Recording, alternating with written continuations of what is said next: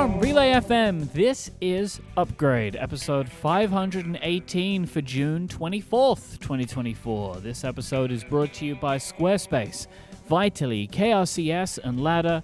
My name is Mike Hurley, and I'm joined by my fun summer co-host, Jason Snell. Hanging loose over here, Mike. Woo! Happy episode 518. Get ready to ride the ripcurl of this Snell Talk, which comes in from Bronwyn, and it is summer-themed. Thank goodness. Jason, when you enter a body of water that you suspect may be chilly, are you a toe tester, or are you a jump straight inner? Oh, toe tester, for sure. Yeah, toe testing. Toe tester. And in fact, then if it proves to be not incredibly warm, I am a gradualer. I am a gradual. I prefer to just very slowly psych myself up as I get deeper and deeper into the water until finally I reach a point of no return and I give up and I completely submerge. That's just how I do it. You're quite different to me.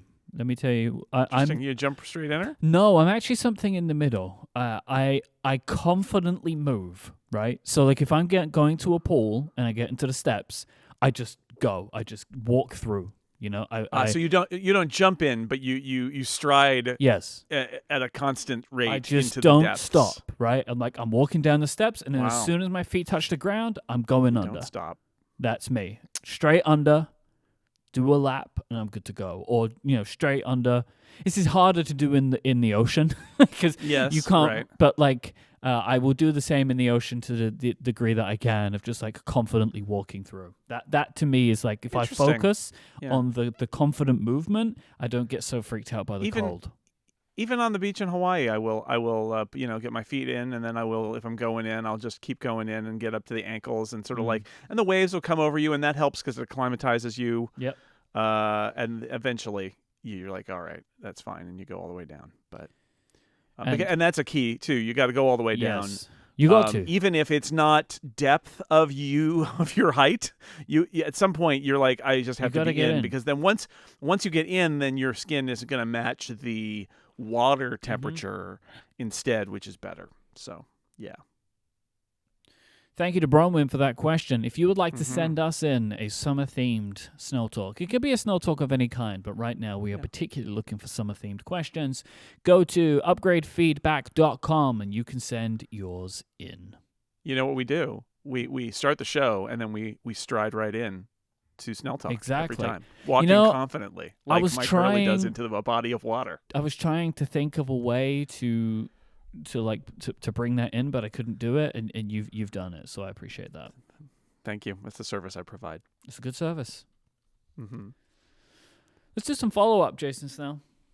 Sounds great. Friend of the show, David Smith, has a good suggestion, I thought, that he posted on Mastodon for how Apple could have a light mode tinting with the home screen. So at the moment, if you want to do any of the new color tinting, you are doing this with dark background icons, which I don't think should be the only way to do things. And I think that Underscore did a really good job of, he just inverted a home screen that he made, and everything's light and purple rather than like dark and green, and I think it looks really nice.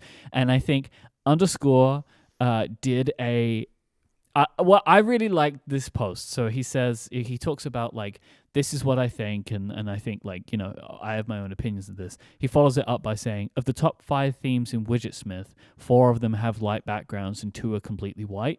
And what I like about this post is that, and then David also follows this up with a feedback. He couldn't have done this in a better way, in my opinion, of like, oh, by the way, I have millions of users, and they make these choices. So I thought this was a good way of putting his case across. Yeah, it is. They look good, and then he's got the numbers to back it up. It makes me wonder who decides these things at Apple, and what do they use to decide them, right? Because Apple is famously like, oh, no, we're not going to use focus groups. We're not going to, which isn't true. They do research, but like, oh, no, but we're going to just make the right decision because the users don't always know what they want. But in this case, David's very popular app that really kicked this off and was referred to by executives, right, of the whole customization thing, the whole making your home screen your own trend that 4 years later they're like, oh yeah, people want that, we should do that. He's learned, and his stats are I would say pretty solid. Yep. That the people who want to make an effort to customize their home screens prefer actually to customize them in a light mode and not a dark mode. And I mean, everything Apple showed is in dark mode, and that's what's on the betas, which leads me to believe that they think that that's it and the job is done. And I wonder, what are they basing that on? Why did they choose that? Was there just a designer somewhere or a couple of designers who were like, I kind of like it better dark, and they're like, okay, we'll ship that? Or did somebody actually do some research? Because based on David's statistics, it would suggest they've made the wrong decision here, or at least they haven't made a complete decision, which is to have two options, a light base and a dark base. So, bless David, he did the mock-up. He shows the different compare and contrasts. He files a feedback, and he's really trying to prevent Apple from making a mistake. Yeah. So, it's up to Apple now to listen to that. But it troubles me that David's numbers could be so clear and that Apple would just do this other thing, because it makes me think that they're not. It's not like if the users want it, give it to them. I don't believe Apple has the data that David has, right? So I think David has. That may be true. Right, because this kind of thing has not existed before. They have no way of basing it. And I expect it was a design decision that they've made so far, where they're like, we think this looks better. And that is fine. These things are all an element of taste. But at a certain point, data is important, and he has that data. For all we know, Underscore's taste are dark taste, and he was like, oh, I would like dark mode, but then he was surprised with what his users did. I mean, frankly, Widgetsmith in and of itself is a surprise. What this app was originally made to do is not what ended up becoming the thing that people wanted it for. Yeah. Right? Yeah. Underscore was thinking, how can I make widgets have the most utility that they possibly can, but it turned out people wanted visual customization. And so these things can be a surprise. And so maybe at Apple, they're like, oh, we think dark mode's the way to go here, but actually people would like the choice. And I honestly cannot understand why they didn't do both. And I also think, for me, I can't see a scenario why they couldn't change that before release. This doesn't feel like something that is massively complicated. For me, I feel like if you have built the system to do it in a dark mode, how hard could it be really to also do that in a light mode in the next 3 months? I mean, to me, that doesn't seem like an insurmountable challenge.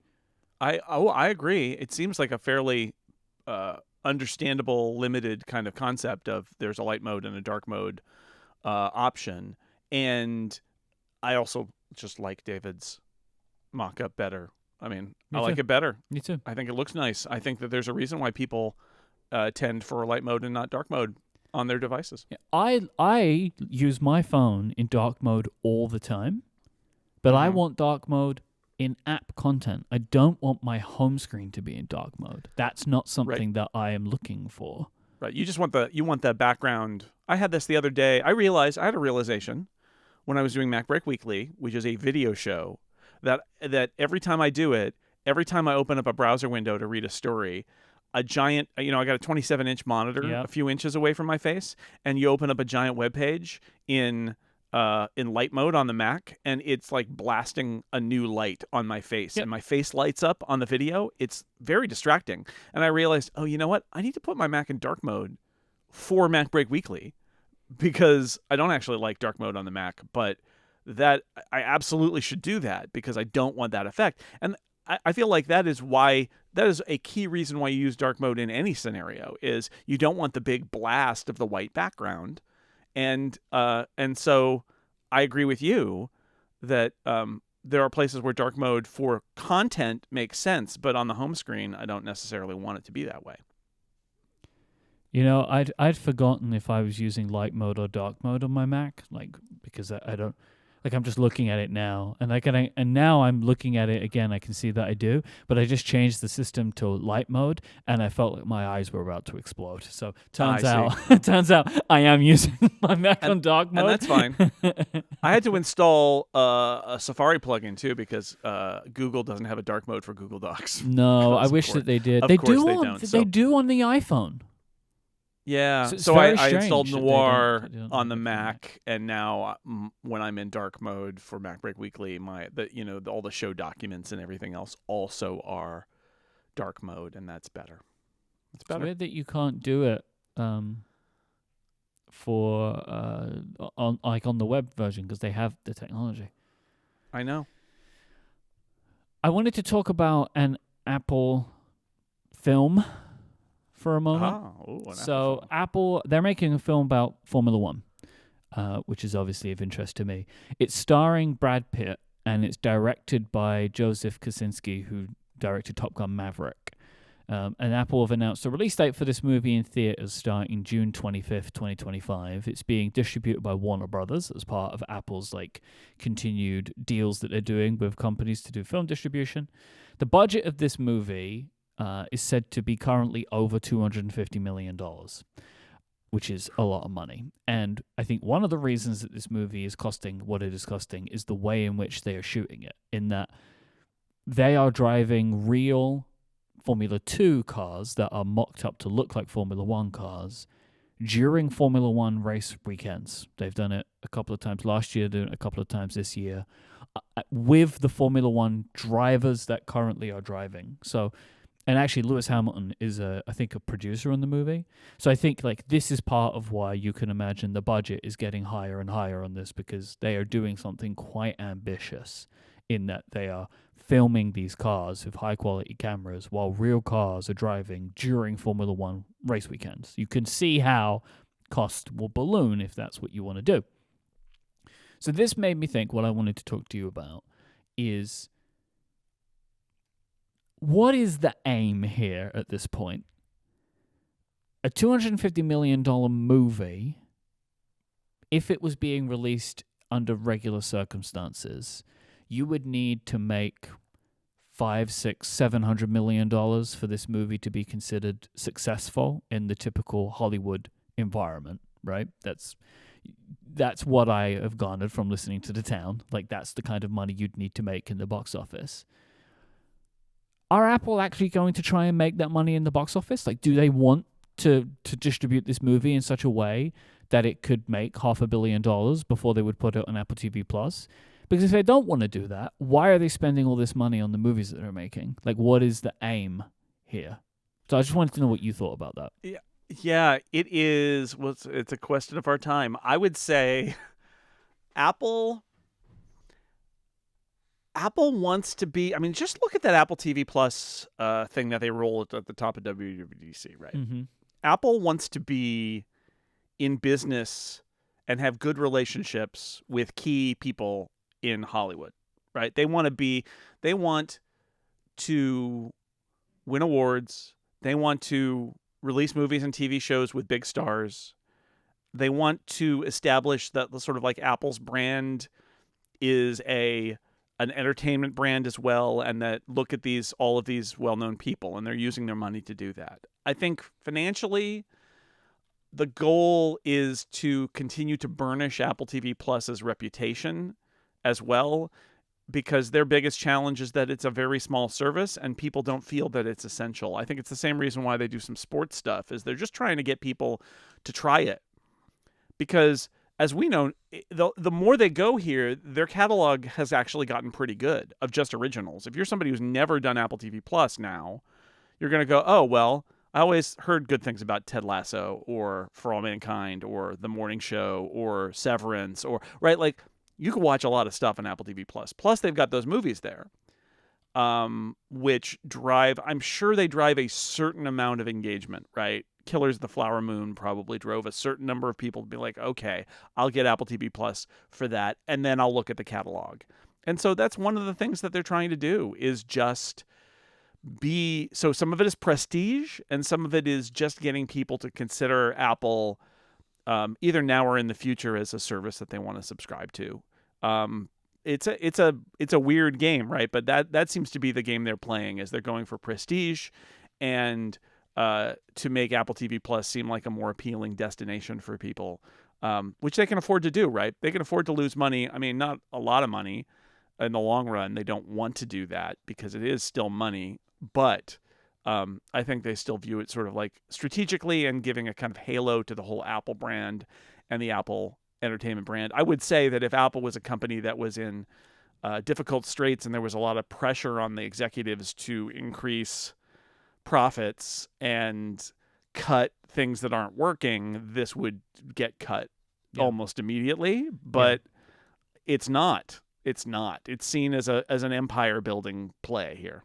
I don't think they should be in the movie making business. I think they should be in the TV business. I don't think that these movies will drive enough long-term engagement. Like, the reason I say that is, like, with a streaming service, you need to provide people with a value that continues to get them to want to stay as part of the service. Right. And a TV show that you roll out weekly over 3 months does that. A movie is one day, is like something you watch one day. One day, yeah. And so you would need lots of movies, but you can't keep making movies that cost $200-300 million. Like you can't keep doing that if you're not making money in the box office. Is how I look at this anyway. This is the argument about a lot of streamers making movies, right? Which is it wise in the long run for streamers to bankroll big budget movies? Because I think it personally, it might be better if they bankrolled smaller budget movies, not like super small indies, but like mid budget movies, and had a lot of them. Yeah, but they also want to win Oscars.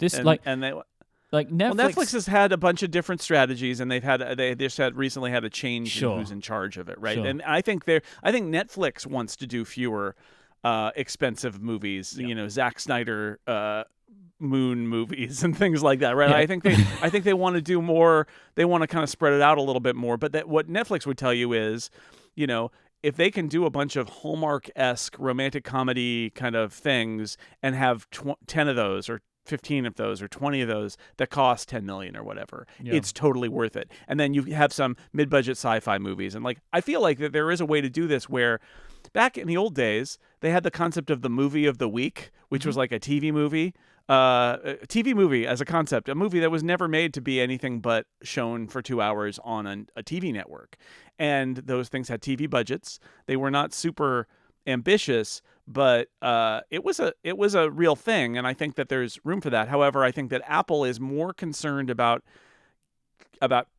getting award nominations and about working with stars and famous directors and things like that than it is about playing the game that Netflix is playing. And I think it's fair to say, should you really think that way? I think that's a fair question. I wouldn't be surprised if they stop doing big movie deals. I think so. And start doing maybe some indie movie deals, but also more, just focus on the TV stuff. I will say one of the places that they're experimenting that I think is interesting is licensing movies for a month or two on TV Plus. And it appears kind of connecting them either thematically or demographically to the movies that they're releasing.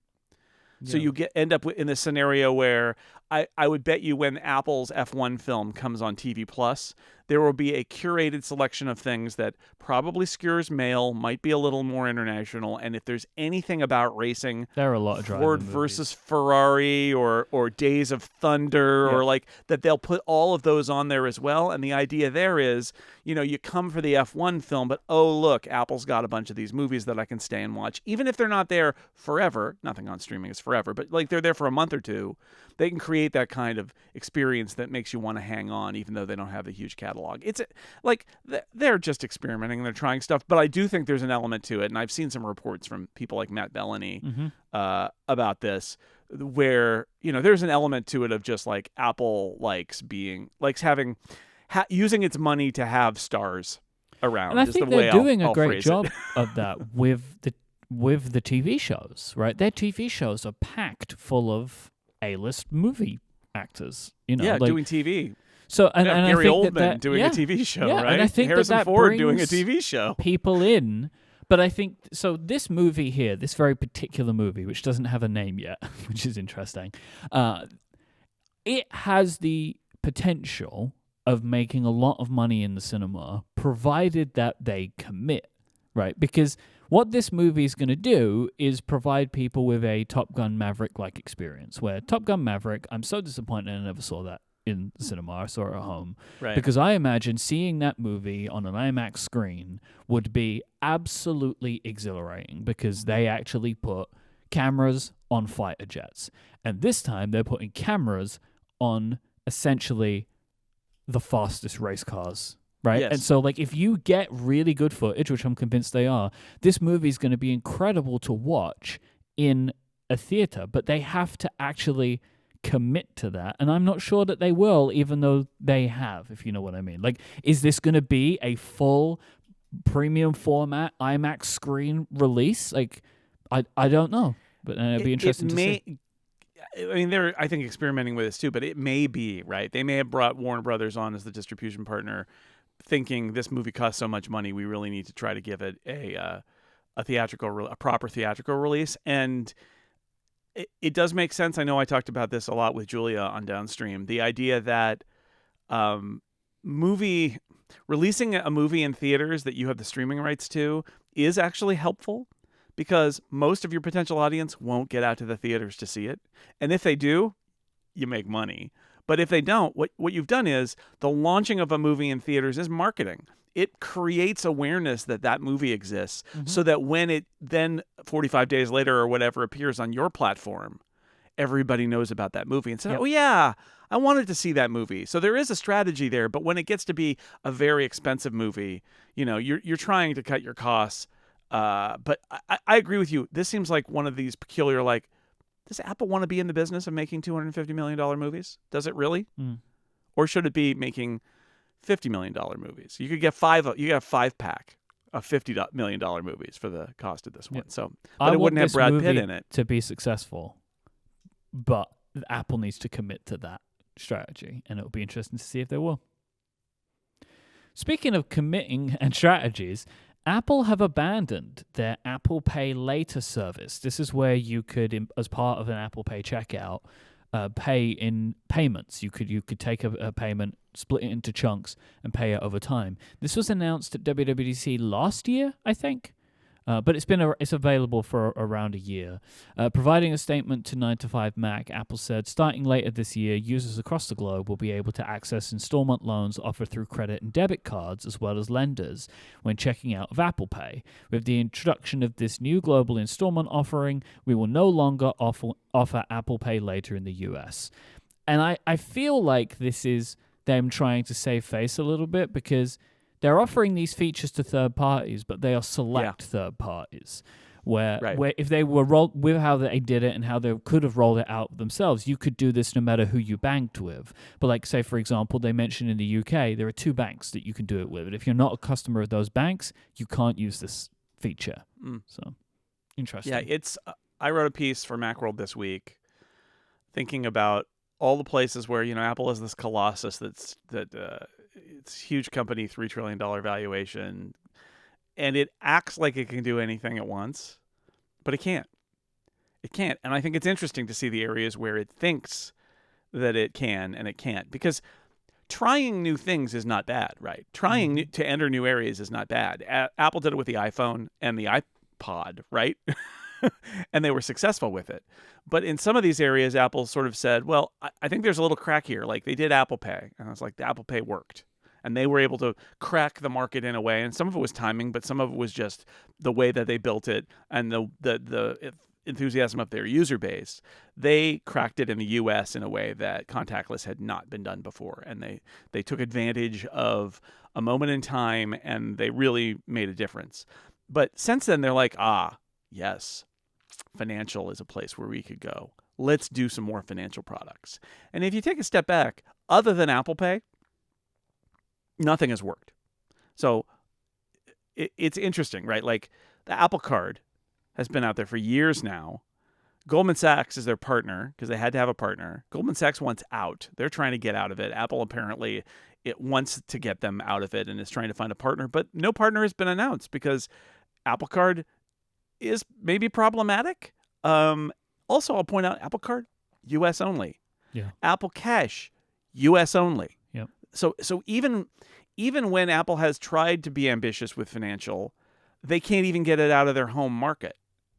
So it's an interesting, and you could say, I mean, in my column, I talk about like they have their CarPlay, and they're like, aha, well, maybe we'll build a car and we'll do this next generation CarPlay, and the car makers are like, no, thank you, no.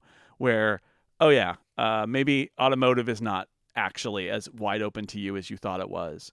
And then, the big one is obviously regulation and governments and things like that, where they're like, oh, we can totally do this, and it hasn't gotten there. Dan Morin recommended in that category the whole digital driver's license thing, which is also just sort of like they thought they could do that. They could do an Apple Pay with that, and it kind of hasn't happened in the U.S. But the financial one is like a really great example where like they set up their own bank to do short-term loans. It's like, that's weird. And they had to do it themselves. And Mark Gurman wrote the stories a couple of years ago about their big financial vision, and they were going to set up a whole division of the company that does financial services and all that. And I know that the Apple Pay Later is a very specific product, and it might not necessarily be representative of everything else. But if you look at everything else that they've done in this area other than Apple Pay itself, none of them, I would say, have been successful because, like, first off, none of them are outside the U.S. and none of them have really grown or changed over time. It's all very limited. So I think maybe this is just one of those areas where Apple's reach exceeded its grasp. But like, it's trying, but it can't get there with this stuff. And maybe Apple turns out, maybe having lots of money does not make you a bank. It's not the same. They're not the same. This episode is brought to you by Squarespace, the all-in-one website platform for entrepreneurs to stand out and succeed online. Whether you're just starting out or managing a growing brand, you can stand out with a beautiful website, engage directly with your audience, and sell your products, services, or even the content that you create. Squarespace has everything you need all in one place, all on your terms.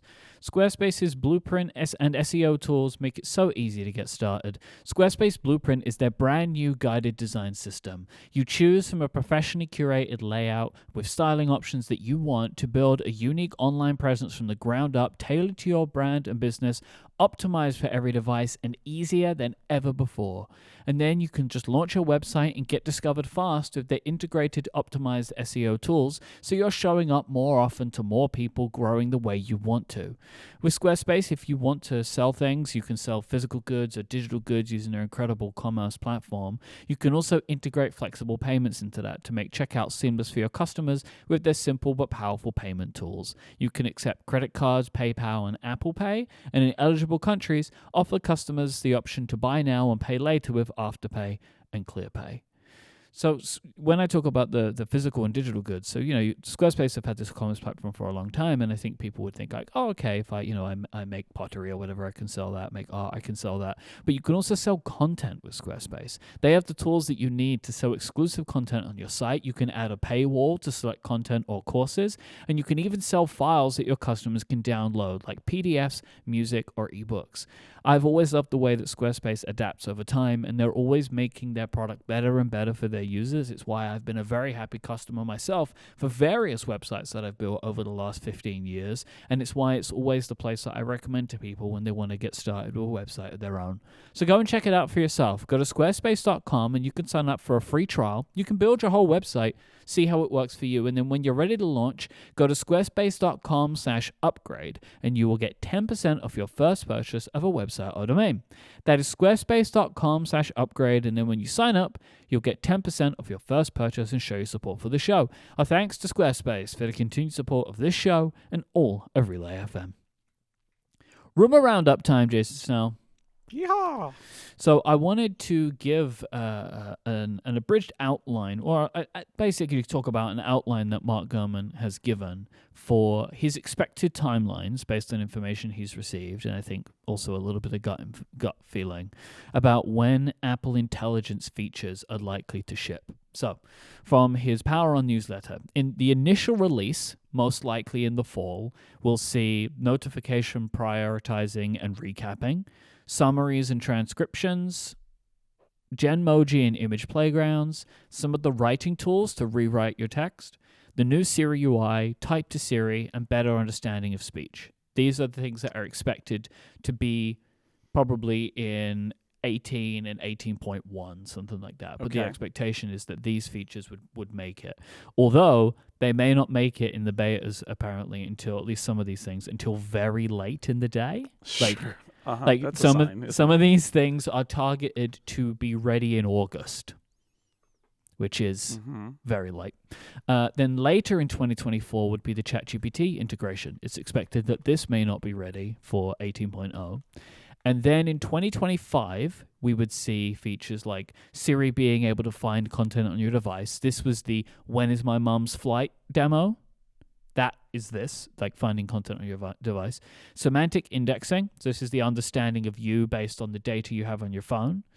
The intents-based control of apps and actions. So being able to ask your phone to do something and it would understand what that is and function it based on an application and its features.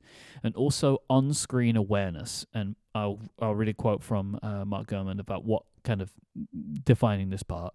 He says, for example, if you're texting with a friend about LeBron James, you'll be able to ask, how many points did he score last night? And you'd get an answer. So this is the timeline, but look, that 2025 could be who knows when. But so that's right. You know, I'm happy to hear, because I was starting to feel like a lot of this stuff wouldn't ship at all this year. But the features that he's put in the initial release, I think there's enough there which would be interesting to play with, right? And that people will be excited about.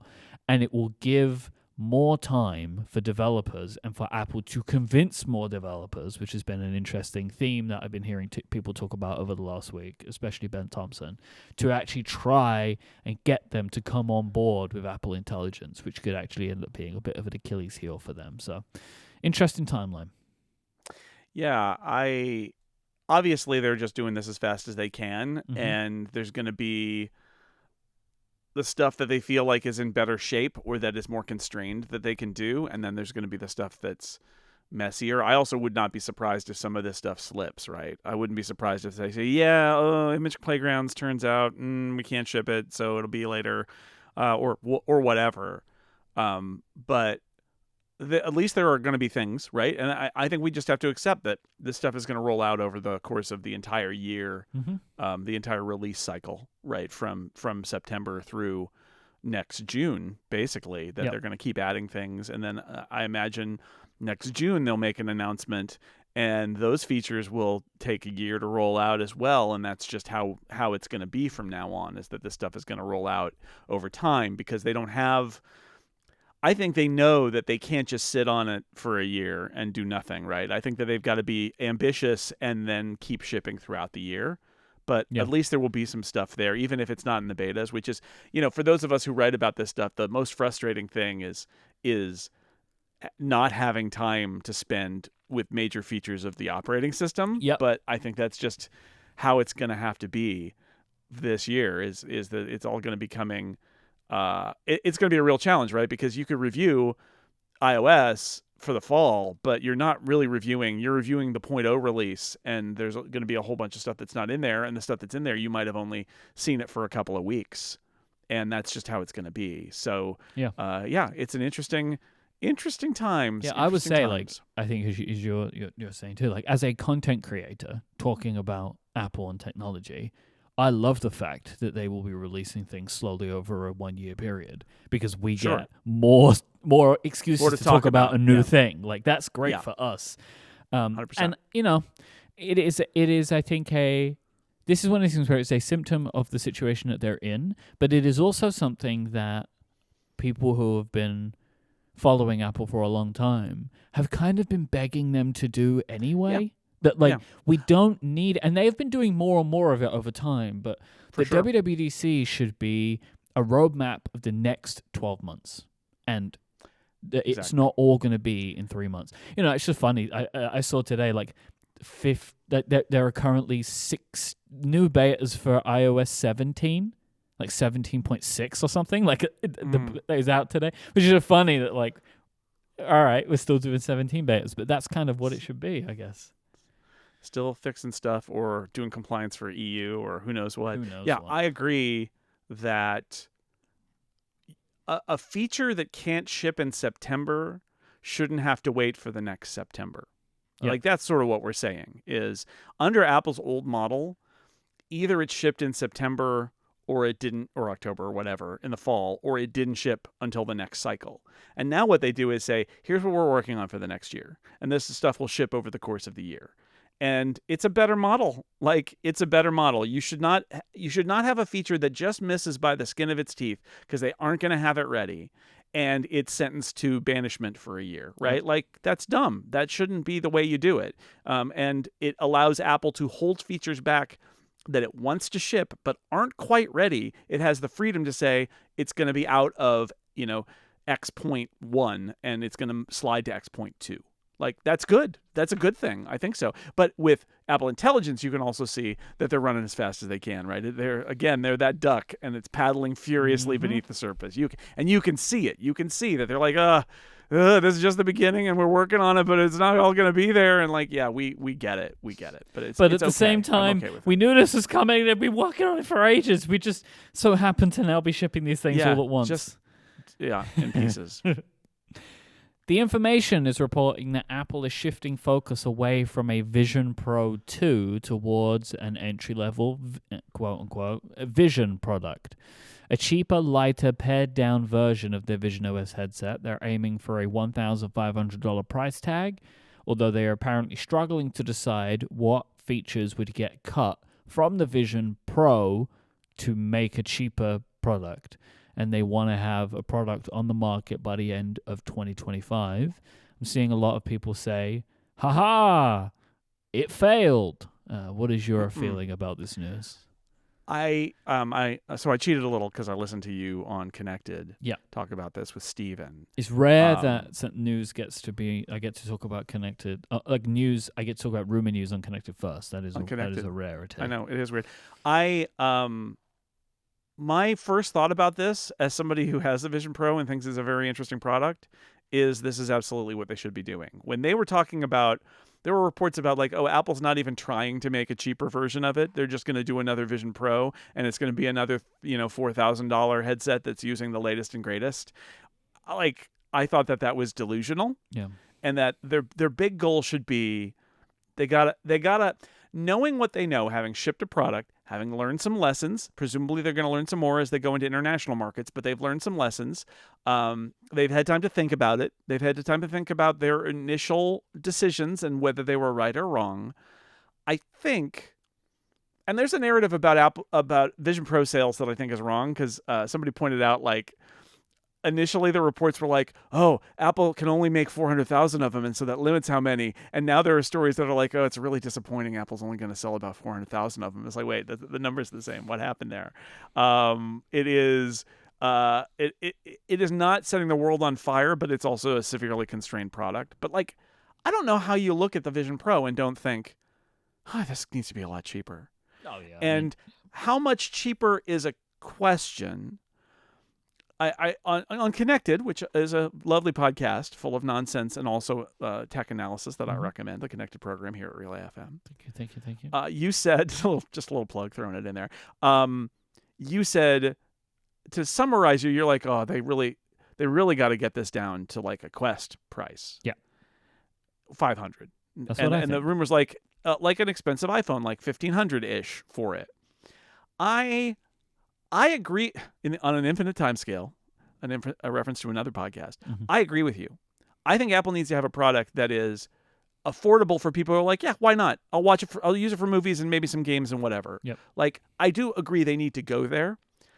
They probably can't get there. with the next one. No, and so I think they no, just I need don't to think so. strive to push the price down. I think is Yes. and that's where we absolutely agree is wherever they can get, somebody needs to be looking at Vision Hardware and saying, what is everything we can do to make this product cheaper? I would Yep. even say lighter. Yeah, I mean, lighter would be nice. Make it cheaper. I think the number one thing with the Vision Pro is not its weight, it's not its size. Those would be nice too, sure. But make it cheaper, because I agree with you that at $1,500 you're not going to sell a zillion of these things, but at $1,500 I do think a certain segment of the market that is never ever gonna buy it at $3,500. For $1,500, could they find, if there is more content, if there are more apps, if there are better movie and immersive experiences with it, maybe better games experiences with it, at $1,500 you'll get more of them and you'll get a little more momentum. But really the goal should be, you can be thinking about the high end and what you want to do in the long run, but just get the price down as far as you can, because every dollar it drops, you will pick up some sales, but you can't stop at $1,500. You do need to keep driving it down. It just may be the product is so early that it's going to take them 5 years to get down to $500, and if so, like, they should do it as fast as possible. But I could see this, like, look, $1,500 is not a great price, but it's less than half of the current Vision Pro. If they can make their next version cost less than half of the one that they've got out there now, my point is, it's good. This is exactly what they should be doing, is reducing the price. That's the number one priority, is to reduce the price of this thing. Yeah, like the point that I was making on connectors, and I stand by it, but I also agree with you, is that I don't think that a $1,500 price tag is still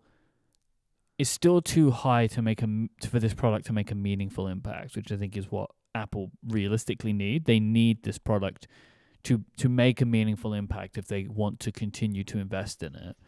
And I think that $1,500 is still too high. $1,500 is a lot better, and they will pick up more people. But I don't think that this is going to be a product that is meaningful until it is impulse pricing. And $1,500 is still too much. Like, the price of an iPhone being at $1,500 or whatever doesn't matter, because an iPhone isn't like an essential. Yes, piece it's of in your pocket modern all the life. time. Where It is this essential. is a novelty. I agree. I just think if I disagree, it's that, first off, I don't think it's realistic that they're going to get it to 500, and second, No, it's not. It's completely unrealistic. But I think it's the right direction to go, and I do think that they can pick up users by going from 3,500 to 1,500. Yes. But I agree with you in the sense that the goal can't be to make $1,000 headset. That can't the be goal the strategy. it can't be the goal. It has to be a $500, $700. It's Apple, right? So maybe it's a $700, $600, but it needs to be something like that. Even at $999, like, at least you could make the argument it would be pricey, but like, they just need to do everything. Every single aspect of that product needs to be put under the microscope and said, do we need this? Could it be cheaper? How does it betray the product, or is it just like, let's just get rid of it? And I'm sure we all have lists of things that are obvious. I'm sure that the people who build this thing also could look at it and say, like, something you guys mentioned that I thought was really interesting is, if you can improve your machine learning models, you can drop sensors, right? Like, that's one thing you could potentially do, is if you can have a new sensor that maybe covers more ground, but it's a little bit lower resolution, but the machine learning model is more accurate, you can save money by shaving sensors off of it. And there are probably other parts that are like that too. They don't need to ship it with the super 3D knitted headband, right? Like, there are lots of things you could take out of it to get it down. Mm-hmm. And they absolutely leave no stone unturned. But I'm gonna mention something else here, because I was thinking about your conversation with Steven and thinking about Vision Pro direction. And like, we've talked about it. They ship Job Simulator for it, and Vacation Simulator, and there's some other games that are on it now. But it's interesting, because those are VR games that have been out there for ages, and they ported them to the platform, right? I'll also throw out before I get to my point, I'm going to throw out a shout out for When Cards Fall by the Game Band and Snowman, which has been an iPhone, iPad game for a while now, but there's a Vision Pro version of it. It's great. It's gorgeous. It's like Monument Valley-esque puzzler. And the Vision Pro version is spatial, so I mean it's 3D basically is what it is, but it's gorgeous. It's really good. I really love it. But this brings me to my point, which is while Apple is rethinking things, its assumptions about the Vision Pro hardware, like do we need to spend that money on the lenticular external display that shows eyes and every other thing? I mean, that's the easy shot, but like every other thing about the product that there was an assumption like, well, we have to have this. And they end up with a $3,500 headset. They also need to rethink some of their assumptions that are, I think, mistaken. I was going to insult them more, and I'm not going to. That were mistaken and that were probably based on some dogma or being too prideful about the amazing work they've done on their hand tracking. This is a long way of me saying they absolutely 100% need to make hand controllers for the Vision Pro. Or make a hand controller API and let third parties do it.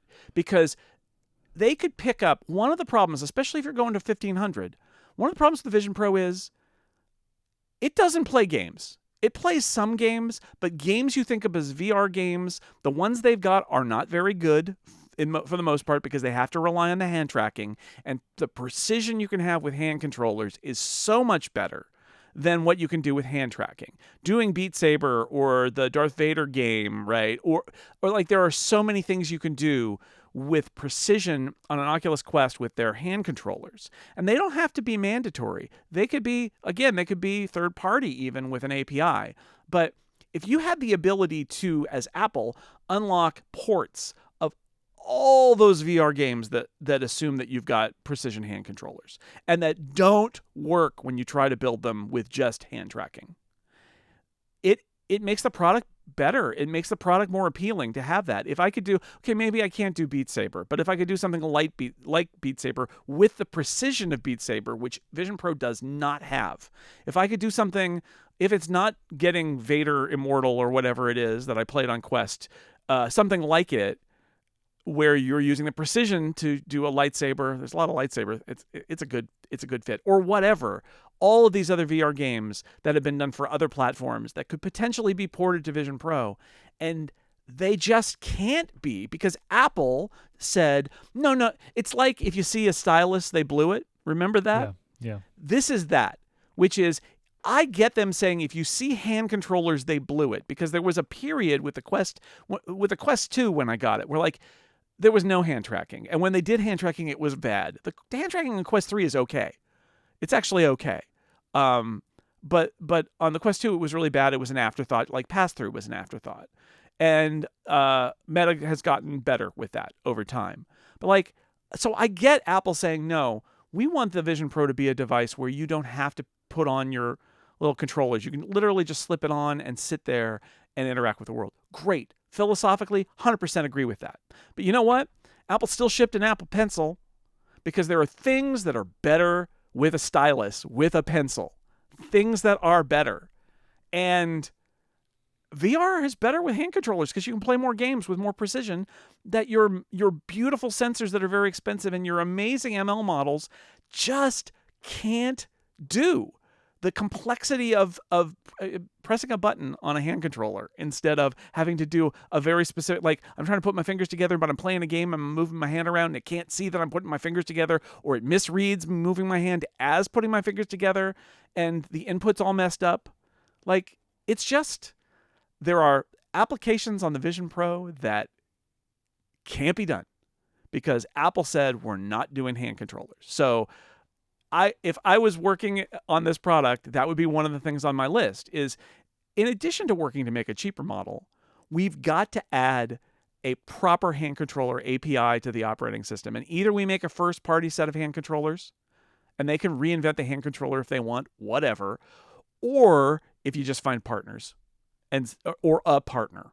Maybe you'd even design it for them. But whatever it is, just say, we need to have it. Because I feel, obviously, because I've just ranted about it for 5 minutes, I feel very strongly like they want this thing to be successful. There's a whole class of fun applications for it that would make you more inclined to use it or buy it, that they refuse to have on their platform because they don't deign to have these awful hand controllers that you shouldn't need to have to do proper augmented reality or VR. And like, they need to get over it. This product, for this product to be good, they got to get over it.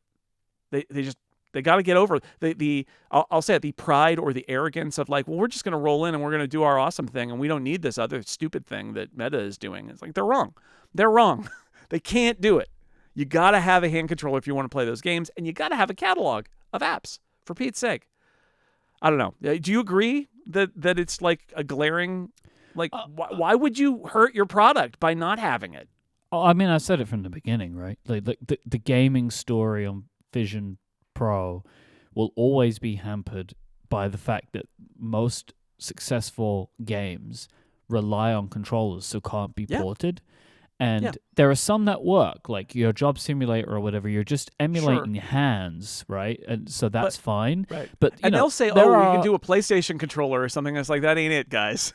PlayStation controller in VR, that ain't it. That's not. No, that's not it. No. I mean, unless you somehow make a deal with PlayStation to use their PSVR controllers, right? Like, that would work. Yeah, that would do the exactly. job. But like, there are, love them or hate them, there are lots and lots of shooting games in VR. And I've played some, like one called Super Hot is fantastic. There's another one that I can't remember the name of, but like, they're exhilarating and really fun and interesting. And some of them, they deal with like the real life element by not making people look like people, right? Like, and it is what it is. But it is a very successful, and there's a lot of zombie games and stuff like that. There's a very, very well-reviewed game called Asgard's Wrath 2. I mean, the problem is a lot of these good games now are being bought up by Meta, so that poses its own problem.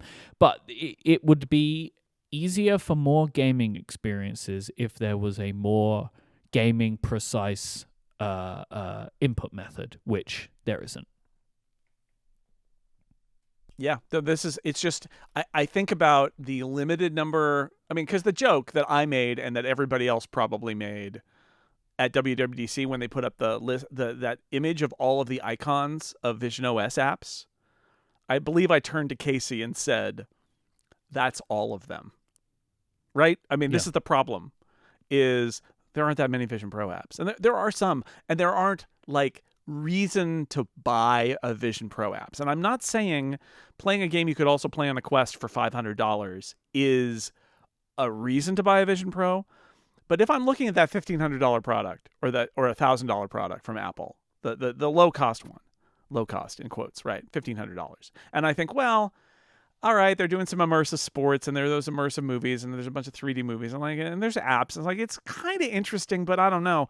Well, if you've got a game catalog on top of it, like it just makes it more appealing. Yep. It makes it more appealing. And I would say for existing Vision Pro users, it would make it more appealing if you used it more. If I used it more, I would like it more. And so anyway, yeah, they need to do it. They need to get over whatever their opinion is. I mean, and this is just, I don't know for sure, but my guess is there is a dogma inside Apple, which is if it can't be done with hand controls and our amazing sensors and ML models for hand tracking, it shouldn't be done on Vision Pro. And it's just wrong. They're wrong. It shouldn't be mandatory. And it's not going to be mandatory because the Vision Pro does so much so well. But like, it's not like those games could be ported to the Vision Pro and work with hand tracking. It's that there are classes of games that simply can't be done with hand tracking. You need a controller, and they just need to get over it. So I don't know. That actually was the thing that I was most shocked by about the Vision OS 2 announcement in some ways, was that there was not even a nod toward like a third party or whatever. Yeah. Like there's just zero. And I don't know. I hope they're not delusional about it. I hope they know this inside and they're just not, because that's the thing with Apple is you can't tell. Do they know, but they're working on it and it's not ready, so they're not going to do it and they're not going to say anything and they're going to do their confident marketing of like, no, we're happy with the way it is, even though they know in the background that it's absolutely not okay and they're trying to fix it? Or are they actually delusional and think it's okay? I don't know. I sure hope it's not actual delusion and that they're working on it. This episode is brought to you by Vitally. Vitally is bringing in a new era of customer service productivity with their all-in-one platform. Vitaly's collaborative workspace combines your customer data with all of the capabilities you expect from today's project management and work platforms. With Vitally, you can measure the effectiveness of OKRs and operational strategies on customer outcomes at scale thanks to their Goals feature. Goals allows you to track the progress of your accounts against target metrics, meaning you can standardize goal setting across the board so you know exactly how effective your processes truly are. And best of all, Vitally is designed for today's customer success team. That is why it operates with unparalleled efficiency, improves net revenue retention, and delivers best-in-class customer experiences. Vitally is offering a free pair of AirPods Pro for every upgrade listener who books a qualified meeting. So if you're a customer success decision maker, schedule your call today by going to vitally.io/upgrade. That is vitally.io/upgrade for a free pair of AirPods Pro when you schedule a qualified meeting. Our thanks to Vitally for their support of this show and Relay FM. It's time to lawyer up, Jason Snell. Hear ye. Oh, I like the dun-dun. Dun-dun-dun. Dun-dun. You know, that was good. I like that. But Okay, anyway. all right. We're still working it out. We're recording this show a few days early. It's actually Friday, the 21st, when we were recording this. While we were recording today, the Discord alerted me to some news. I'm going to read from Mark Gurman here. Now, this is a bit of a longer quote than usual because I haven't had a lot of time to digest this information. Apple has announced that it is withholding the release of Apple Intelligence, iPhone mirroring, and SharePlay screen sharing from users in the EU this year because the Digital Markets Act allegedly forces it to downgrade the security of its products and services, citing concerns posed by the bloc's regulatory attempts to rein in big tech. Apple said in a statement, "We are concerned that the interoperability requirements of the DMA could force us to compromise the integrity of our products in ways that risk user privacy and data security." Now, on first glance of this, one, fascinating, but two, I don't feel like I understand what Apple is saying. Like maybe there's a part here about what the DMA wants that means that this, like, honestly, this doesn't even really feel like anything to me other than Apple is deciding to fire shots back at the EU. I will just bring in another point here that prior to this announcement, EU Competition Commissioner Margaret Vestager told CNBC, "We have a number of Apple issues. I find them very serious. I was very surprised that we would have such suspicions of Apple being non-compliant." Basically, it's a very I'm not mad, I'm just disappointed kind of statement, which I really love. Which is a very funny way to do it. I have a theory. Probably between when we record this and post it, there'll be more details. But I have a theory here, which is if you're Apple and you're tired of getting fined and yelled at about misinterpreting or lightly interpreting intentionally the DMA, and they won't pre-clear you, right? They won't pre-clear you theoretically. But sometimes what happens is Apple says we can't do this because of the DMA, and the EC says, "Oh no, you can do that. That's okay." I wonder if that's what they're doing here. I wonder if they're just saying, "Look, this is our way as Apple of announcing that we don't think we're allowed to do these things in the EU. So we're going to withhold these great features from our European customers but it's not our fault. It's the DMA." It does give the European Commission the opportunity to say, "Oh, no. You can do that. We didn't mean it that way." I don't know if that's the game being played here, but I wonder if in part it's to get European customers to be asking the commission, like, why it doesn't make sense. Why can't I use iPhone mirroring? Yeah, this feels and for more them like to say, that. no, we didn't mean that. No, it's fine, Apple. You can ship that feature, right? What this reminds me of is when months ago we were talking about the I don't even remember the name of it now though, but the bill that was going through Parliament in the UK. About end-to-end encryption. Yeah, and when there's more of that kind of stuff happening in Europe now anyway. And that Apple kind of started making statements of like, "Oh man, it'd be a shame if something happened to your iMessage." If iMessage just got turned off in the UK, and other features, right, that they may have to leave the UK market. There has been a lot of talk since the DMA was introduced about if Apple should just leave Europe. I see this as a talking point. John Gruber brings it up quite a bit. I don't really think it's a great argument that they should just leave Europe, because No. that it just doesn't make sense to me. This is the way you do it, though. You Yes. say, we can't give you the nice fancy features because we're just too scared of the DMA, which is also hilarious that Apple, who is by all accounts seeming to not care about the DMA, right? In a lot of instances, like you linked to this in 6 Colors, that they're refusing to notarize emulator apps that would be distributed in alternative app marketplaces, which by basically all reading of the DMA is something they are not allowed to do, but they're doing it anyway. No, but they're doing it anyway. And like what Margaret Vestager is saying, that things like seemingly things like the CTF and stuff like that are also against the DMA.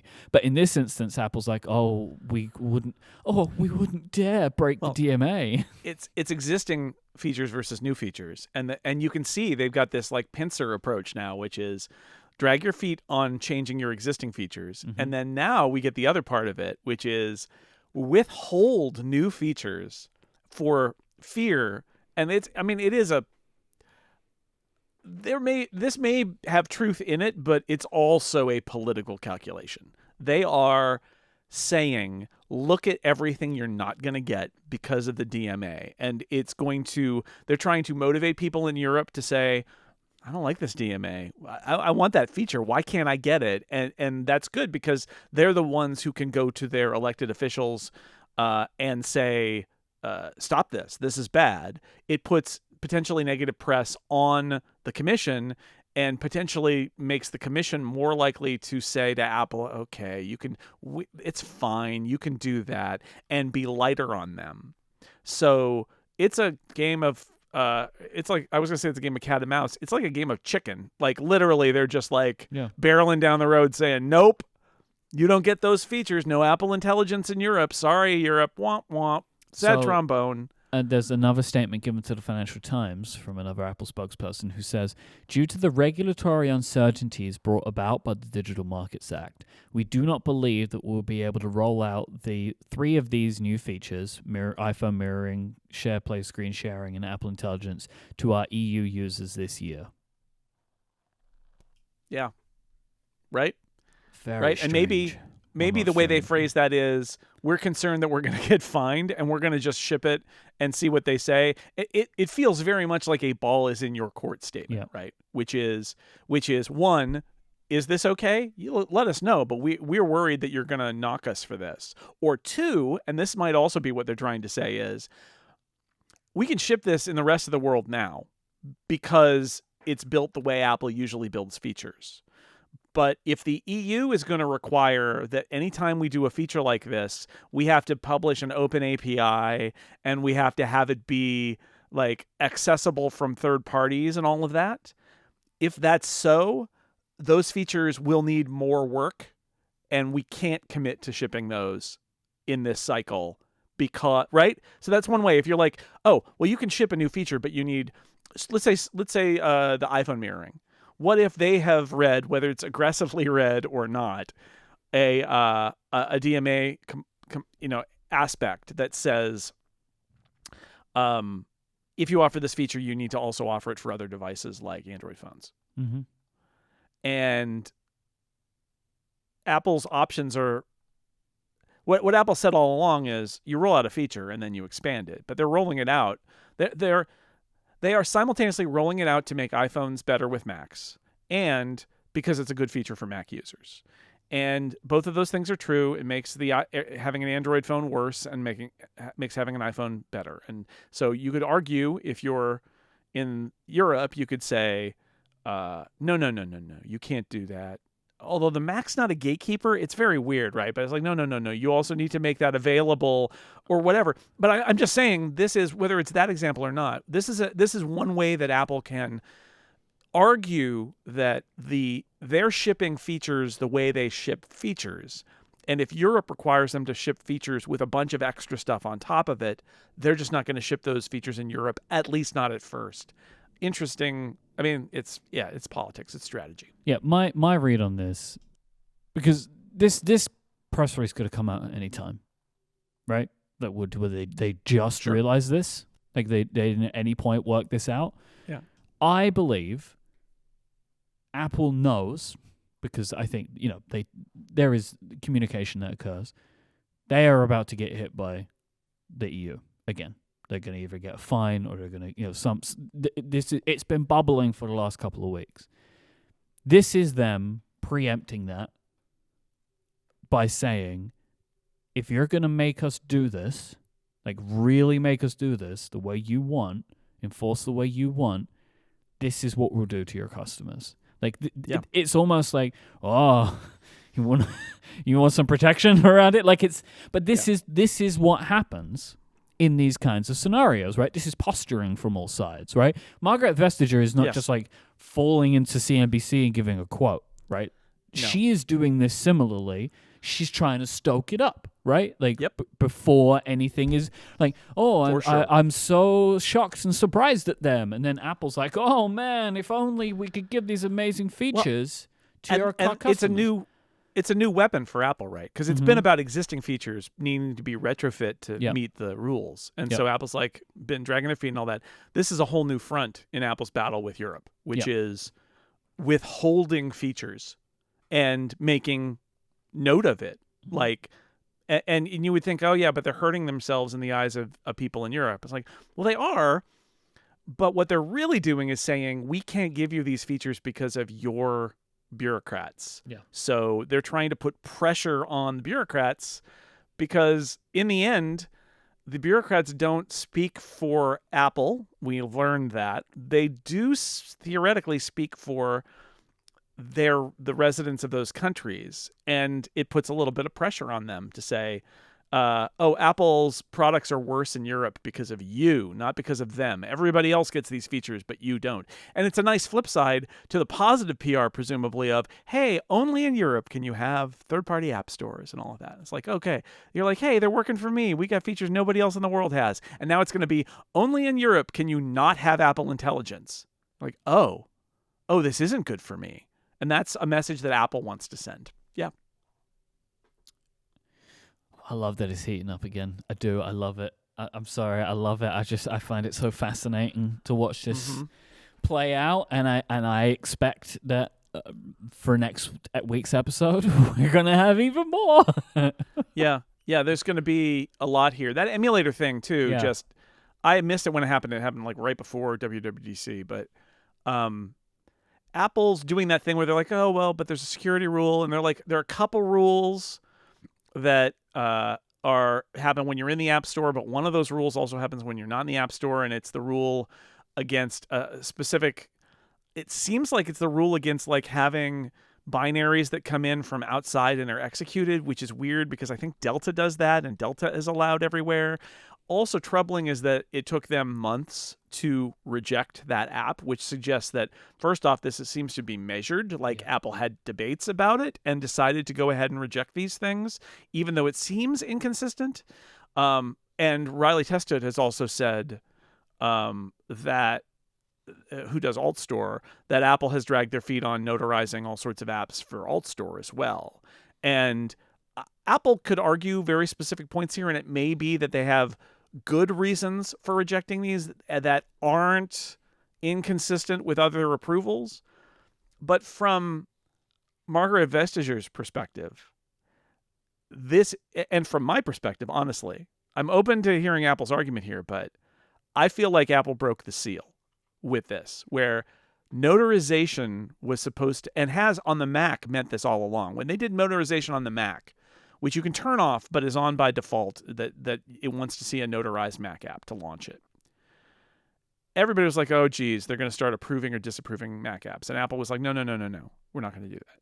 But with the notarization for the app marketplaces, Apple said, well, we're going to put more into it than we do on the Mac. There's going to be more, standards are higher here because this platform is secure and we need to keep it secure. But this is the moment where you look at it and you say, oh, they have decided to do what they do with the App Store, which is set some rules that are arbitrary, enforce them arbitrarily, and use the notarization process as a de facto approval process. And I don't know all of their arguments that they will have to make about this, but if I'm Margaret Vestager, I look at this and I think that this is not what you're allowed to do.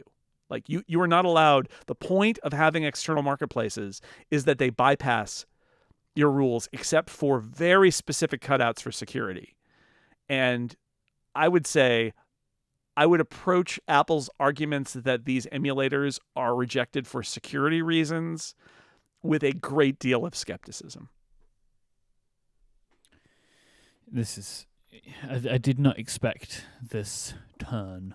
Maybe I should have. Maybe I should have, but I did not expect it. And I, as I said earlier, like this is clearly a new development for them because they had a lot of opportunities over the last couple of weeks to talk about this in their rollout, but now all of a sudden here we are. Yeah, and the danger here's the other thing, because I'd like to dash this off as being, oh yeah, well, somebody didn't get the memo, but like they took months. So clearly they had a whole discussion internally about whether they should notarize this or not, which I would argue is also not in the spirit of the DMA. Yep. And then they decided they would use the hammer. They would say, no, we're not approving this, but for good reasons, which is very much an App Store attitude that they're now going to apply to this. So it's a specific act that they're performing here. And as with so much that they've done, I look at it and think, by doing this, you risk making this much worse for yourself. Yep. Not just in terms of fines, but in terms of you're calling the EC on how they interpret what you're allowed to do with notarization. And the result might be something you don't like, Apple. The result might be you decide to draw a line right here, which is emulators of old PCs. Like, who cares? Who really cares? What is the difference between old PCs and Game Boys? Like, what's the actual difference? So, was this worth it? Because if the EC doesn't think you have a leg to stand on with your security complaints about this, they may make it clear about what they mean by allowing things in for security via notarization, and it may handcuff you so that something else comes along that you actually are concerned about, and you may not be able to reject it because the rules have narrowed. Your behavior may have made it worse for you in the future. And this is something that a lot of Apple's behavior makes me wonder if it is aware of that concept, right? The idea that you're making it worse for yourself, because they're like, no, we're going to fight tooth and nail. And it's like, if you'd gone along, you might have ended up in a better place, but like, no, we're going to fight it tooth and nail. Like, all right, it's your funeral, but we'll see. Like, again, I'm open to the idea that there's some very specific things with UTM and IDOS that the apps are doing that is beyond what the other emulators have, and that Apple thinks it's a security thing. But even there, they're allowing the European Commission to come in and say, yeah, that's not good enough, right? Like the EC, if this is about like a just-in-time compiler, like a JIT, the EC could just come in and say, no, JITs are allowed. And then what does Apple do? I mean, Apple can't say no, or they'll get fined. So why are you bringing this on yourself? It's so stupid. And it really undermines the whole concept that notarization is supposed to be kind of a fair deal, where you're like, you're outside the store, so we're really only going to be, we're like almost independent, and we're not doing this to enforce Apple's policies. We're just trying to keep everybody safe. And instead, it's like all of the safety things that are really there to allow Apple to exert control have gotten imported into notarization. It is a real shame. This episode is brought to you by KRCS, one of the oldest Apple premium resellers and your one-stop shop for all things Apple in the UK. At KRCS, you can shop for the latest Apple products online and in-store, book an Apple-certified repair, and even trade in your pre-loved devices. For our listeners in the UK, right now at KRCS, you can spread the cost with 12 months interest-free credit on any Mac over £1,000. That means you can buy the latest MacBook Air M3 for just £78 per month over 12 months, completely interest-free when you shop online at krcs.co.uk or in-store at their 3 high street stores. KRCS are one of the few places in the UK where you can actually customize the specs of your new Mac, whether it's a faster processor, adding more storage or extra memory, or all three. You can do this at KRCS. You have the exact specification you want with pricing you won't find anywhere else. Many of the popular models and configurations are kept in stock for next working day delivery when you order before 3 p.m. Monday to Friday. So why not make your Mac yours and build your own, or choose for one of their stock options, and as long as it's over that £1,000, it qualifies for 12 months interest-free credit. With free next working day delivery on in-stock items ordered before 3 p.m., there's never been a better time to get a Mac at KRCS, your local Apple experts. Get more information at krcs.co.uk/podcast or click the link in the show notes. 18 plus only, subject to approval and T&Cs apply. Please spend responsibly. Borrowing beyond your means could seriously affect your financial status. Ensure you can afford to make your payments on time by the due date. Our thanks to KRCS for their support of this show and Relay FM. So considering what we were talking about earlier on, home screen tinting, and there's obviously more home screen optimization coming to the iPhone, I wanted to get a little check-in and a baseline set right now of how our home screens are looking. Can I just say it, Mike? Yes. Summer of fun! Summer of fun! Although there was more news breaking in this episode than we expected, but nevertheless. Yes, but here we are at just to be clear, the summer of fun means we're going to do stuff like this, just kind of, unusual. So it's our home screen. It's a home screen.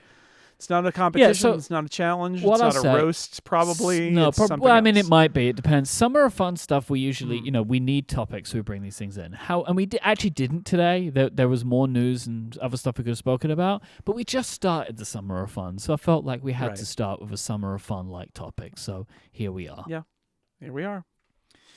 So I'm going to take a look at your home screen first. Right. Would you like to take me on a tour or anything? Where we are and where we might go with iOS 18. Yeah. Yeah, sure.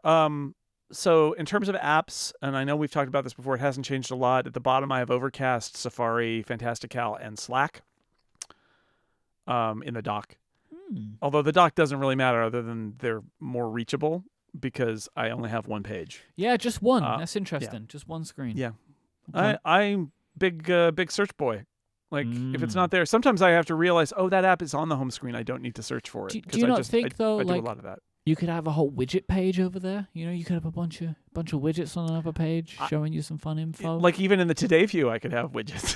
You could have them anywhere you like. I do have a couple of widgets in the Today view. I have thought about it. In particular, on a vacation or something or on a trip, I might add them, but I tend to not otherwise. If I was motivated, I would do it. I would do that, but I have not been motivated. I probably just put them in the Today view, right? Because then I don't even need to add another page. Yeah. Because I just swipe the other way because it doesn't really matter, right? At that point, if you only have one page, swiping left or right doesn't matter. You're just going to a page with widgets. Anyway, so those are my dock apps, and then I have on my phone, I have the MLB app because I'm a baseball fan and checking on the scores and bringing up the live activities. Not Apple Sports or anything like that. You're not. No. No. No. What does the MLB app give you that sports doesn't? Well, I can listen. I can put on audio. Okay, that's pretty big. And I can put on video, but I mostly don't do that on my iPhone. But I can put on the game, the radio broadcast. Plus, it's got box scores. It's got lots more detail than the Apple Sports app has. Okay, yeah, that makes sense. I have Slack in my dock, but I have Discord on my home screen. Didn't used to, but all our membership communities are in Discord now. I have 3 of them. 4 of them if you count Twit, actually, where I'm only on there though during the live show, but Incomparable and 6 Colors and Relay. So I've got Discord everywhere now. Didn't used to. Carrot is my weather app that's on my home screen. Other weather apps are available, but Carrot is the one that I have. I've got a little orange icon, little aesthetic going there. I chose a custom icon for Carrot. It's an orange one. Is that like for Giants? Because of the Giants? It's mostly because I like orange. Okay. It's a nice color. It could be for the Giants too. Let's go Giants. They're orange. Yeah. Yeah, sure. I mean, I have the overcast in the light color too because I like the orange. Well, you can actually you can choose. So you can choose I know. dark or light, and then also Indeed. choose the icon, which I have done. Yes, the orange icon. I choose is orange. The iconic icon. It's beautiful. I gotta ask about the iRobot app. I gotta ask about Okay. iRobot. Just let me go. Camera. Okay. Music. Yeah. Notes. Yeah. Settings. Yep. Photos. Messages. Correct. Maps. Yep. Phone. Big stock boy, aren't you? Mail. And iRobot. Yeah. We've got a lot of stock apps. Actually, before we get to iRobot, settings? Okay. Well, yeah, man. What do you mean, I'm well, changing yeah, settings. man? How often are you in settings?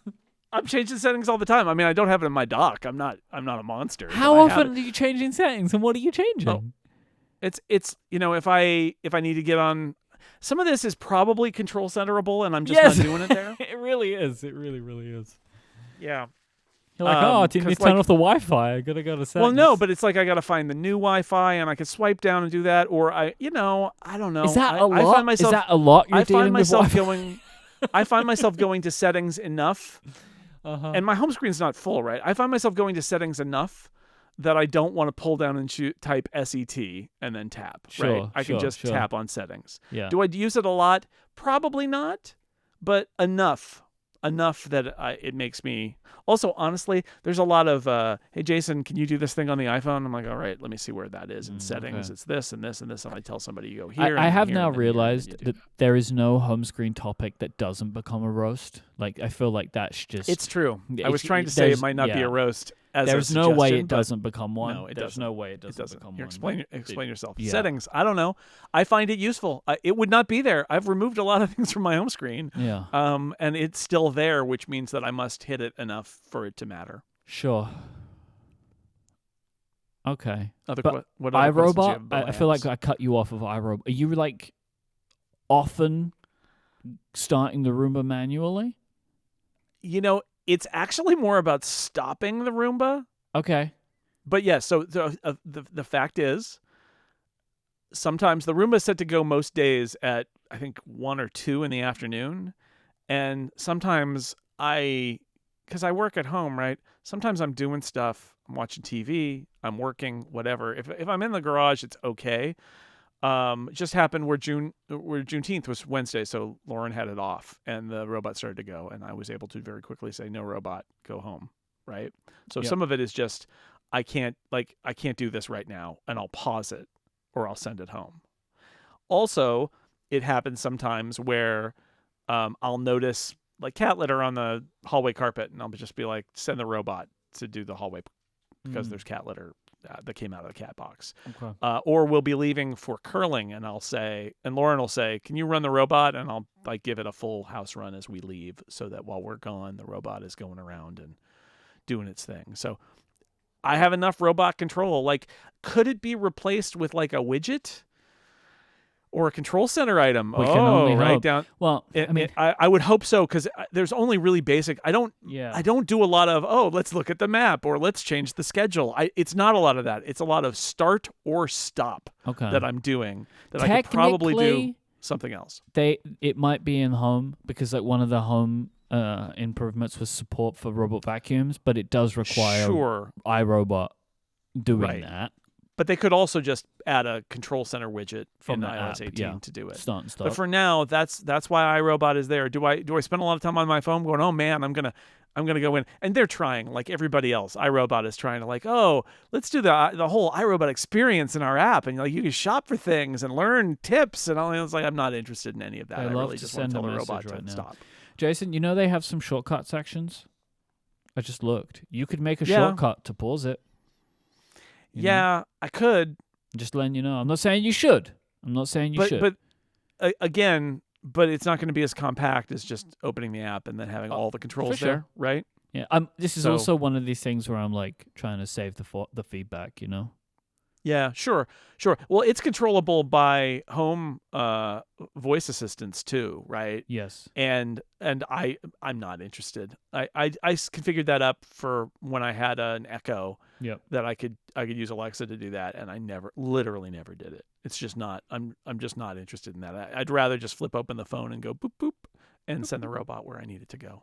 But I'm open. I think iOS 18, whether it's home or control center or some combination thereof, might solve enough of my use cases that right, because the idea there is if I'm launching it a couple of times a week, I mean, I might as well put it on the home screen. But if I only have to launch it to, change a setting or a schedule or something like that, then it doesn't need to be on my home screen. If I can get quick access to telling the robot to stop what it's doing, because robots are dumb. They're real dumb. Maybe AI will make them all better, but right now they're still pretty dumb. Even the smart ones are kind of dumb. And what is going on with that weather widget? All right, so at the very top, I have a weather widget. This is in Scriptable. It is a widget I wrote, or at least I adapted from, it was like a German hourly weather widget, but I liked how it looked, so I converted it. It uses WeatherKit.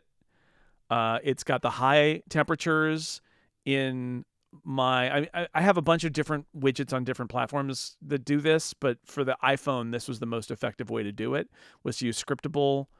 So it's using WeatherKit of the high and the conditions, which look really boring right now, right? Because it's California in the summertime. So there's a cloud today, and then it's just a sun the rest of the time. And then there's some other data from my weather station that's also in here. So it's got the high and low for today so far. The current conditions, partly cloudy. The current temperature, 51 degrees. I took this at 8:38 a.m. 10 degrees cooler today. We had some warm days, but that's actually one of my favorite stats in here is that, is it going to be cooler? Is it shaping up to be cooler or warmer than yesterday? And I can see, well, the high is forecast to be 71, and it's already 10 degrees cooler than it was at this time yesterday, which I find really useful. I think that's really helpful. And 2 degrees warmer in the last hour, so you can see if the heat is really spiking. It's like, oh geez, I better get out now because it's really heating up out there. So this is my personal home weather dashboard widget. Yeah, you mentioning that Carrot got an update recently, and when you open it now, it can show you some things that have changed. And I actually really like that. It's like, hey, it's 2 degrees warmer than yesterday. Celsius. It's a great stat. That's just a good thing to know. Like, oh, okay, that's interesting, because it puts it in a bit of context. It makes me think, like, did I feel warm today? Because I'll feel warmer tomorrow or whatever, or yesterday, today. So there is underneath. This is actually a stack. Okay, this is a new feature. So I also have a Mercury weather widget underneath here. Yes, I'm paying for Carrot and Mercury. You're a weather nerd, and everyone just has to get used to it. I like Carrot. I think I like Carrot better than Mercury in general, but I think Carrot is lacking a feature that Mercury has, which is trip forecasts. So when I'm traveling, I flip it over to Mercury, because Mercury will do the thing where it'll say it's going to be a high here on Thursday, and then you're traveling, and here is the temperature on Friday, Saturday, Sunday when you're traveling to that city, and then you come back home. So when I went to visit my mom, it was like 72, 75, 72, 105, 101, 100, 69, 71. And it's like, oh, Phoenix weather in there. And I like that. I think that's pretty cool to be able to see how it's shaping up. So if I'm about to go on a trip or I'm on a trip, to be able to see that. I don't necessarily need the details of my home while I'm traveling, so I flip over to the Mercury widget. Very cool. Which is cool. All right. This is pretty standard. Should we switch over to me? There's a lot going on here. Yeah, it's a lot of stock apps. It's just you're a very stock apps boy, and you love your settings. That's what we know about you. And I love my settings in the phone. I'm surprised you didn't say anything about phone. Sometimes I gotta call people. Yeah, I don't love it. At the point that we have like maps and settings and camera and photos. It's like, you're in it. You're in the. I don't even have original reminders iPhone on life. there, which I probably could. I use reminders a lot too. I should probably put reminders. I mean, you on have 3 extra spaces, so you might as well go for it. I do. So for iOS, I'll just say for iOS 18, we talked about some of the things that we might be able to put in Control Center Mm-hmm. that would reduce my need to have them elsewhere. That is possible. And then I think the other thing I anticipate is that I will probably do what I think a lot of people will do, which is bring down more apps lower on the screen. Yeah, it would make sense for you to shift it all down one. Exactly, because I want the ones that I'm using most often above the dock apps to be the next 4 most oftenly used, right? That's the way that should be. Anyway, let's look at you. So I'm going to start from the top down, and we'll go from there. So the very top, I have a stack of Carrot Weather and Fantastical widgets, and they rotate throughout the day. So, I can know my weather, or I can know what my next tasks are. So I like having those there. They're pretty helpful for me to have that. Then we move on to, I have another stack of widgets, which is Due and Reminders. So the reminders are shared. Like, so this is like where we put our house tasks and stuff like that. It goes in reminders. And then Due is where I have little things for myself to deal with. And then I have a 4 block of apps: Notes, Discord, Google Maps, and City Mapper. Then I have Camera, Instagram, Messages, and Slack. And then I have another stack of a small widget, a Timery widget, and underneath it is a Shortcuts widget with 2 time tracking widgets that I use. And my dock is Todoist, Notion, Safari, and Overcast. So that's screen 1. Screen 2. There's a lot of organization happening there. Mm-hmm. Screen 2. I have a stack of Notion widgets, so I can get to different things quickly. Then I have a couple of Widgetsmith widgets with different albums. Then I have a stack of widgets for the app Peak, which is just fitness stuff. So it shows your rings and your steps, and you can choose what you want in there.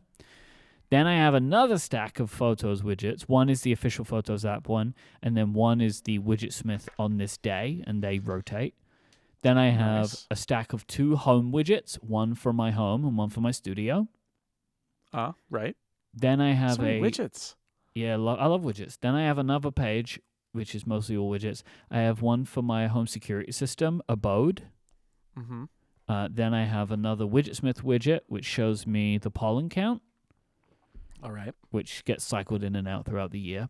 Then I have another stack, like a longer stack. So this has got a bunch of things in it. Well, what you're looking at right now is a Widgetsmith countdown widget, but this is one of the newer ones that David added last year with the interactive, where the actual countdown to the event, I have to tap on the image and it slides up and shows me the actual date, which is nice, so that I don't need to look at how many days it is until the London live show, which is currently 1 month, 6 days as we're recording this.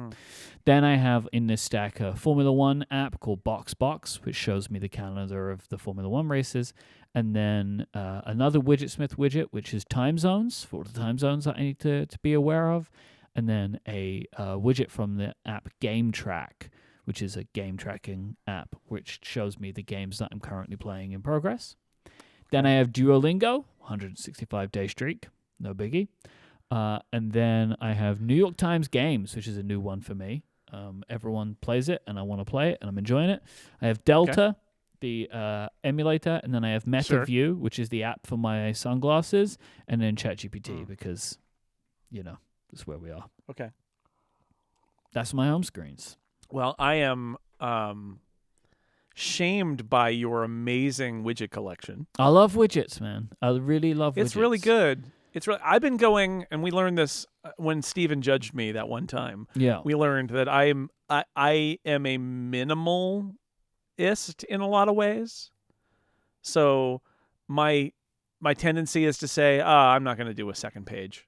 And you said, why not do a second page with widgets? I'm like, yeah, am I really going to use it? Right. It's just a tendency, and I'm not entirely sure that it's right. Am I knowing myself, or am I just precluding myself from trying it? But this is it's sort of aspirational and inspirational for me in some ways, where I think, being clever about having the stacks and having things that you don't need to see every time, and like I don't use my phone as much as you do because Mhm. I'm mostly at home, and I use my phone some at home, but not as much as my iPad and my Mac. But seeing the way you use stacks, I really like that.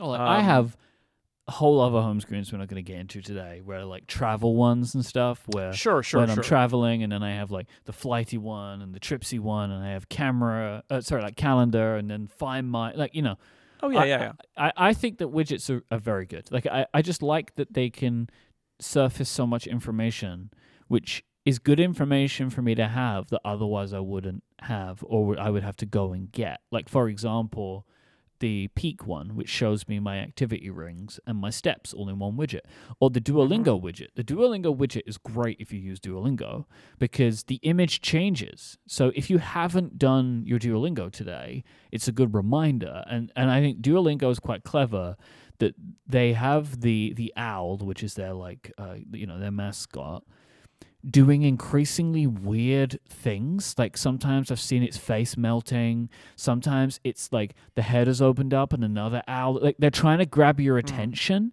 with like really weird imagery to indicate to you that you need to do your Duolingo. And then when you've done it, you get the little celebratory owl that you've done your Duolingo for today. So like I like the way that they do that, and that's just like a good piece of information for me. The countdown and also the photo widgets. I think I'm surprised that you don't use those, at least, because I know that you care a lot about your photo library, and the photo widgets that I use, both the official photos one and then also the Widgetsmith ones, where I get the on this day, is like that is surfacing for me images that I otherwise would not see today, and I think that So that is a real pleasure. so I have photo widgets on my iPad, Yeah, that makes sense. but not on my because for me, so my iPad is evening, like evening watching less engaging TV and going to bed, Mm-hmm. and morning when I wake up and I'm reading and all that. And so Morning. I've got all good morning. Open your iPad, Jason. That would be a great thing for Tim to say as an alarm. Mhm. Good morning. The so for me that is like a place where the iPad interface is very comfy, and that's a good place to put things like photos. The iPhone, I don't know. I think maybe my iPhone I just treat it a little more as a utilitarian thing but this is offering me inspiration. I have some questions. Okay, I will just say on that, you saying Okay. about utilitarian. For me, that means you should be even more widget focused, I think. All right. Like, so Okay. your phone, every time you open your phone, I think it should be showing you the thing that you're wanting before you even needed to do anything with it, you know? Oh, interesting. But I'm never going to open my phone to see a picture. Yeah, that's fine though. But like, you do use them, but use them on your iPad, which I think is obviously the better place for you. Right. But there are, like for example, like a calendar widget or a reminders widget. Like they are quite utilitarian things. They're Right, they're yeah. surfacing information for you. Right. And I do have a calendar widget on my iPad. Yeah. Right. Yeah. But it's a good point. It's a good point. So I have an organizational question for you, Mm. which is you've got these. So you've staggered your small widgets on your first page, Yeah. which creates holes for 4 apps in squares Yep. next to them. And I don't understand. So I understand why City Mapper and Google Maps are next to each other. Yep. And I understand why Camera and Instagram are next to each other. Yep. I don't understand why Discord and Slack are not next to each other. Because messages and Slack are next to each other. Because you view Slack and messages as more similar. It's more that Discord came later. Oh, Right. Okay, and there's no spot for it because There was no spot for it. So I removed, I think, one password was next to notes. Mm-hmm. It's like, well, I want Discord on my home screen. This is the only spot that I can give it. And to me, messages and Slack feel closer to each other than Discord and Slack, or Discord and messages. I do, I'm also thinking, like, I'm looking at my home screen now and I'm like trying to think like what can go, because I think I'm going to have to think about some stuff to go because I want to try some stuff out. And I think I could probably I think Discord and Notes I could remove from the home screen. Like I use them all the time, but I don't think I really need like the instant access to them. They're more purpose driven. Right. So I'm more likely to search for those. But that's only two, so it's going to be complicated. This is why I wanted to do this today, of like take stock right now, because as I'm looking at my home screen, especially like my selection, I feel like it's like perfect for me. But like, so I don't really know how I'm going to take advantage of oh, you can put your icons wherever you want. It's like, well, they already kind of are where I want them. So well, I'll say one thing you could do. You've got these blocks of 4. One thing you're going to be able to do is if you decide you want to kick something out, you don't have to replace it with something, at least not right away. yeah. So you could throw, for example, what if you wanted to group Camera, Instagram, and MetaView together? Mm-hmm. Everything you've got is groups of 4. You could do a group of 3 in iOS 18, right? And then have that other one just sit empty. And that might be okay. I know there's some people are very much like, oh, no, you got to fill all the slots. But you could not. No. And it would be okay. Whereas right now, you can't not fill the slots, right? Yeah. That's how it has to be. So you could kick Notes off or kick Discord off and keep the other 3 there, and it would still be possible. Yeah. So and I also wonder how like Control Center might unlock the ability to remove some of the apps, and then maybe that will, like I don't know what that will be yet. But right. There is a possibility that some apps or even some widgets that I have, or even some widgets, I won't need them to be where they are. Like so that might unlock a bit more customization possibility for me. Right. Yeah, for sure. I think it's interesting. Yeah. Another difference between how I do it and how you do it is that you don't have music on here. I mean, honestly, I actually seldom listen to music. Like I listen to podcasts and I watch videos on YouTube. Like that is the majority of the things that I'm listening to. Okay. If I listen to music, I'm listening on devices that aren't my phone. And so like I have a weekend focus mode, for example, which puts the Sonos app on my home screen. Okay. I tried and I decided I didn't like it. The putting in a travel focus while I'm traveling. Yeah. I will do it while I'm like literally traveling, but when I get to my destination, I don't like having that there. I have a vacation home screen for that reason. So travel is one, and then vacation is another, because the apps change, but they are different to what I want when I'm at home. So sure. So I mostly have, I listen to music in the car sometimes, mostly podcasts, but not always. And on dog walks, I am just taking my Apple Watch and I'm listening to podcasts. But on flights, I do a lot of listening to music. So, and my iPhone is, again, because I'm not an iPhone primary person, one of the big things about my iPhone is I'm using it when I'm in transit. When I'm in the car, when I'm on a plane, I actually use the iPhone and rely on it a lot. So I some of my stuff is kind of skewed toward I'm waiting at the gate, I'm going down the jetway and we're stopped and I'm looking at Discord or whatever, like that stuff. Or like when I went to Portland and I rescheduled who was going to be on upgrade while sitting at the gate and going down the jetway, and that was all in messages and Slack, and that was all happening on my phone. So it's scenarios like that when I'm out and about that it gets used the most. But iRobot is still there because sometimes you just got to tell the robot to stop. I'm intrigued to see where we'll be in like a year from now. Like, are we going to embrace these new customization options? Are we going to theme our icons?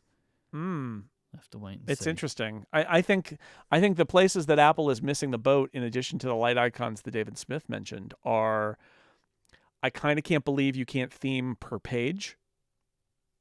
Or per icon.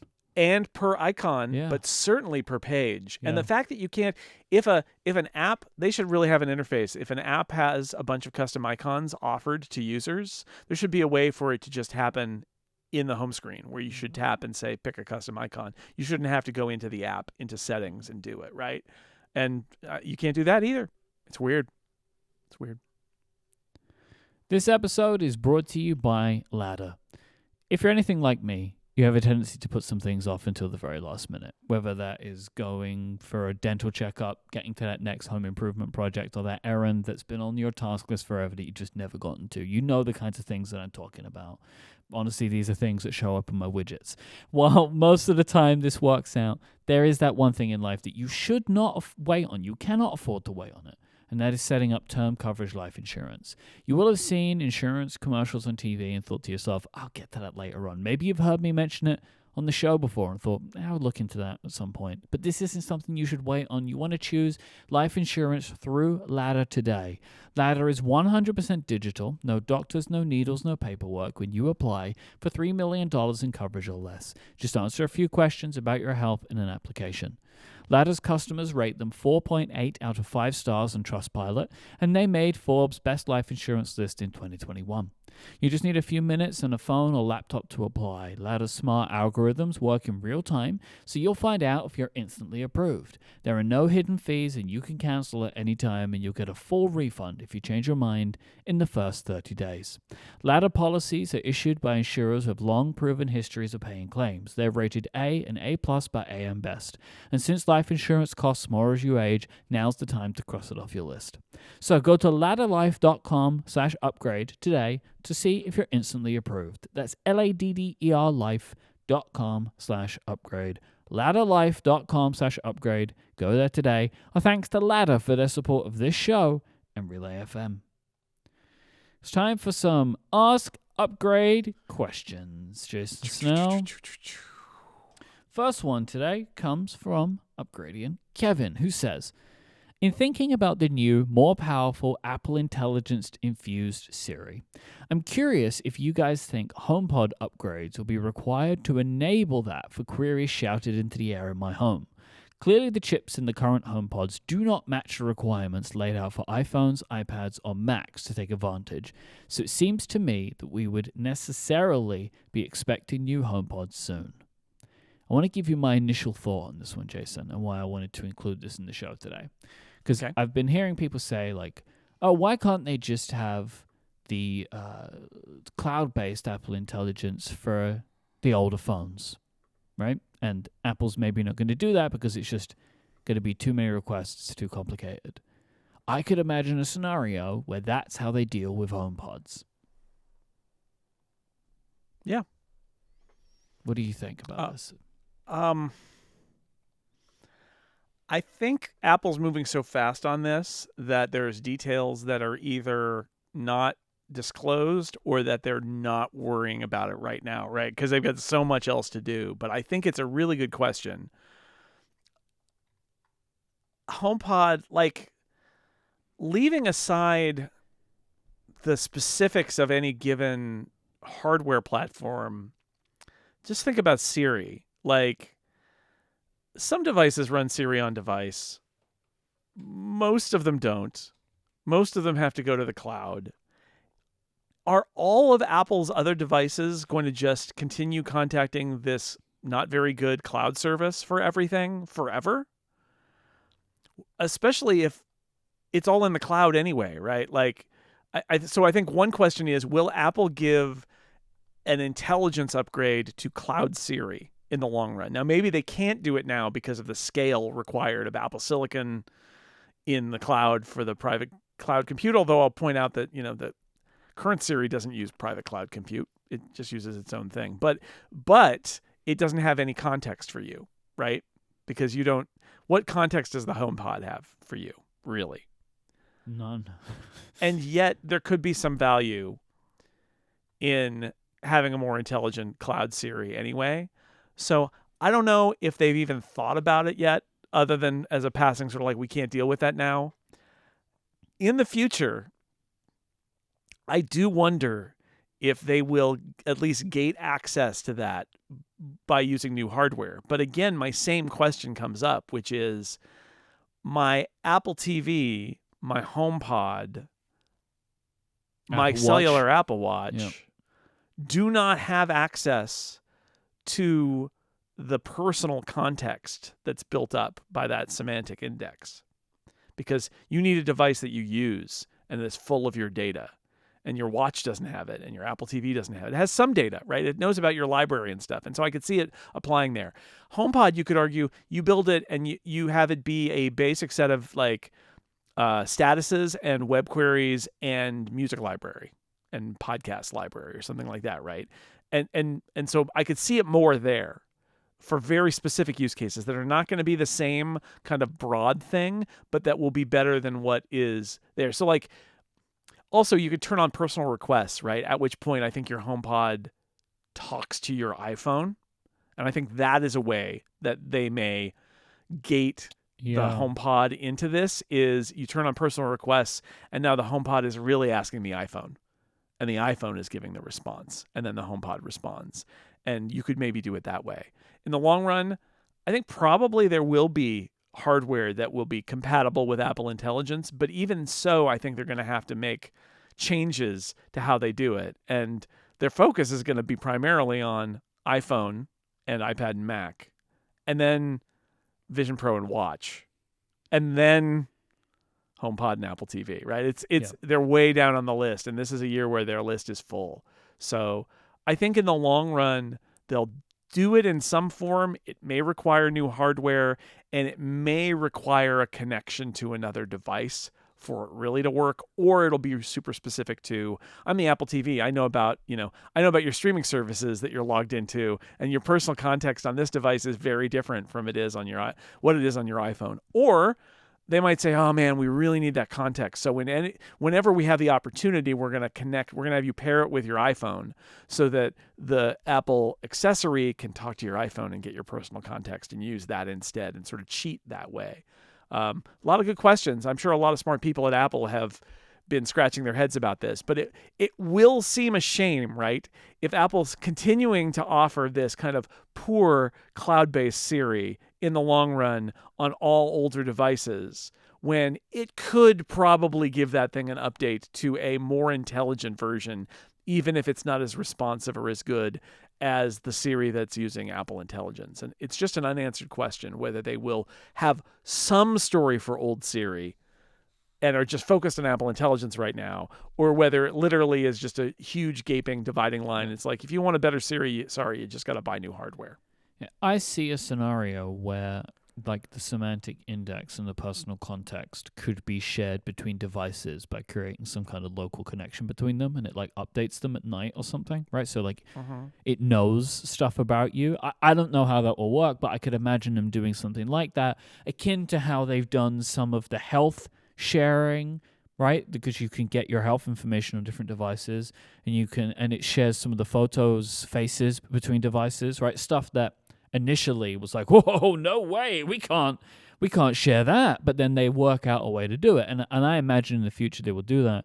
The thing I can't imagine happening for a significant time is HomePods and Apple TVs getting M-class chips.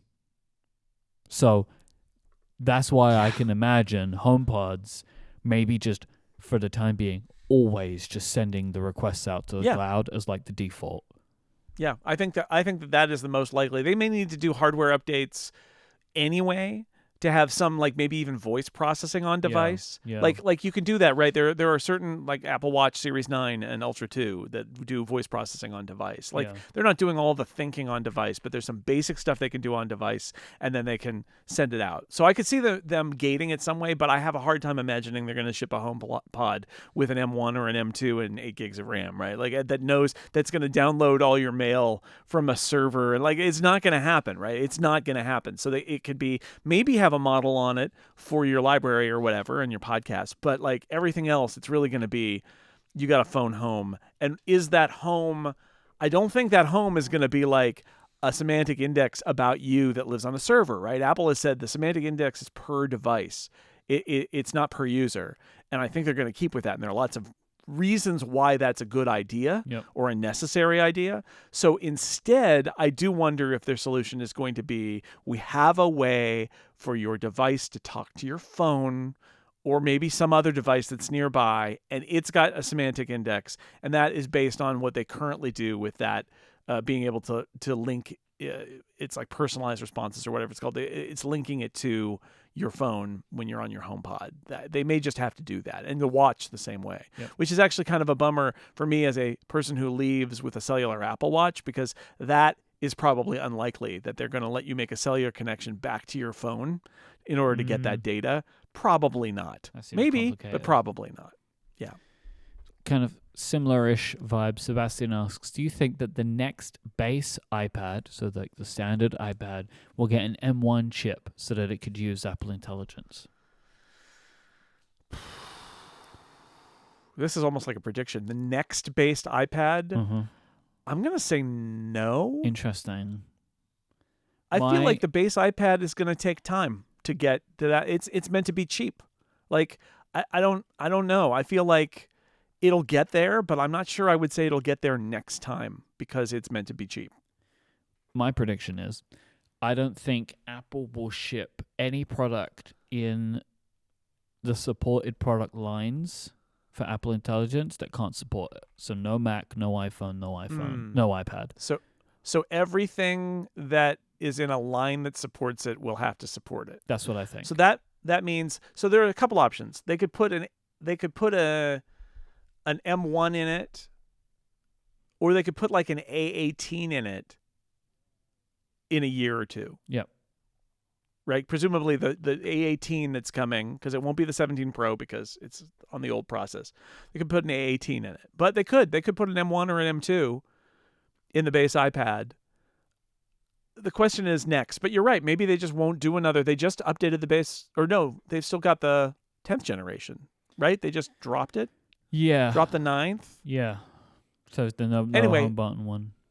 Yeah, right. So I could see your point, which is if we're not going to update it until it supports Apple Intelligence, we just won't update it. But I don't think it's going to be like, I don't know.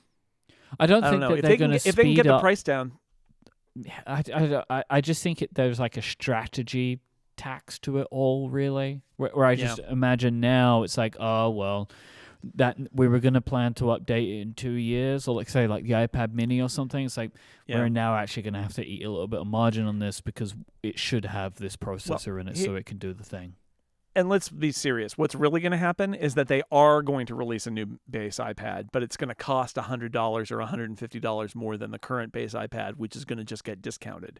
And the old model won't support Apple Intelligence, but there will be a new one, and it'll probably have an M1 or an M2 in it. Yep. And then you'll have to wait 2 years for that one to come down in price and actually be the base model, because that's how they do everything these days. Yep. But the new one will support it. It'll just be too expensive for most of the base model purchasers, and that's just, like you said, that's the tax on Apple changing to this approach, is they're going to have to make that one expensive for a while. And Mark writes in and says, with the Vision Pro expanding to other countries soon, I wanted to get your opinion on which storage capacity to go for. I don't know my exact use case at the moment, but I expect it will be largely entertainment and using my Mac screen in VR. Well, I'm at the base level, and it's not a problem. And I looked at it the other day, and it's not even remotely close to filling. Yep. So unless you're somebody who is going to travel extensively and needs to load up an enormous amount of like movies to watch on the plane, I don't think it's going to be an issue. So I completely agree with you. But I have a 512 gigabyte because I didn't know what it would be used for. And similarly, none of us did. And I can't imagine right now what you would need it for. I think 256 gigabytes is enough, but I think there is a possibility you might want to future-proof a little bit to go with the 512. But as of everything we know right now about the Vision Pro, you do not need more than the base storage. But my thinking is, let's imagine this product's still in this current incarnation for the next few years. I feel like I have no idea where technology's going in the next few years now, and you're already like $3,500 in. Maybe you just go a little bit more future. That's why I did, and that's why I did it. Of like, I don't know what I'm going to use this for. I don't know why. So let me just go with the middle one. And we're already so far in the hole on this one. I may as well just go a little bit more. But I will also agree with Jason. I'm using like basically none of the storage space on my Vision Pro, and it's totally fine. So I think you're good for 256, but if you're the type of person who doesn't mind future-proofing for a little bit extra, then I would just go with a 512. Yeah, I'm a big believer of if you want to be a Vision Pro astronaut, do it, but just don't spend the money. Buy the cheapest one. I bought the cheapest one. I didn't buy the case. The only thing I splurged on is I did buy one of those 3D printed things that lets me do 2 of the adjustable Solo Top straps, the Solo Top strap. I look forward to joining Solo Top land because right now it's just too complicated for me to buy a second Solo strap, right? Oh, yeah, right. Yeah, when it comes to the UK, you can do it. It's great. But in a few weeks, I'll be able to do that. I understand why Apple didn't do it because those straps have to cost a fortune to make too. But it's the best, actually. As ridiculous as it is to have 2 of those knitted bands, having the adjustable knitted bands, it just feels a lot better. It's really nice. If you would like to send us in your feedback, your follow-up, your questions, you can go to upgradefeedback.com. I wanted to we got a lot of great feedback about last week's episode. A lot of people wrote in, gave us really nice messages. I appreciate most of the people that said, I don't agree with you, but I love the way that you spoke about it. So thank you to everybody who sent in their lovely feedback to us about last week's episode. You could check out Jason's work over at sixcolors.com and hear his shows at theincomparable.com and here on Relay FM. You can listen to me here on Relay FM too and check out my work over at cortexbrand.com. You can find Jason online. He is at jsnell, JSNELL. I am at iMike, IMYKE. You can watch video clips of the show on TikTok, Instagram, and YouTube. We are at Upgrade Relay. Thank you to our members who support us of Upgrade Plus. This week, we're going to be talking about various power-related circumstances occurring in our life. Yes, it's going to be an electrifying Upgrade Plus. Go to getupgradeplus.com. Oh man, so electric. Thank you to all of you. Feel the electricity building. Thank you to Ladder, KRCS, Vitally, and Squarespace for their support of this show. But most of all, thank you for listening. Until next time, say goodbye, Jason Snell. Goodbye, Mike Hurley.